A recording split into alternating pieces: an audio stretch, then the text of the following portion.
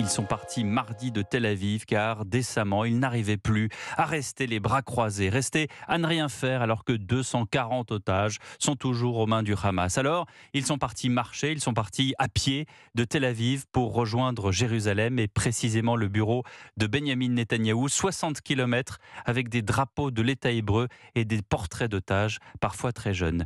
William Molinier, bonsoir. Bonsoir. Vous êtes l'envoyé spécial d'Europe 1 en Israël. Vous avez suivi cette marche qui vient donc d'arriver sous les fenêtres du Premier ministre israélien. Oui, beaucoup de monde, 35 000 personnes selon le collectif des otages qui organise ce rassemblement. Des drapeaux israéliens, des pancartes avec les visages des otages. Les familles de personnes disparues ont été longuement applaudies. Parmi elles, Déborah, son neveu et son frère sont entre les mains des terroristes du Hamas. Elle est venue réclamer des nouvelles de ses proches. On veut des réponses qui nous disent qu'ils savent. Il n'y a même pas une liste, il n'y a rien du tout. Savoir en quel état ils sont s'ils sont vivants.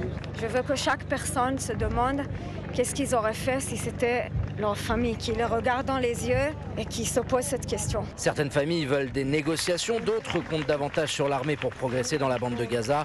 Déborah a une pensée aussi pour les civils palestiniens. On est triste aussi pour eux, pour leurs enfants. Mais c'est eux qui nous ont attaqués. Et nous, l'armée, avant de rentrer là-bas, il prévient les gens de s'évacuer au sud de Gaza. Et c'est le Hamas qui les retient là-bas.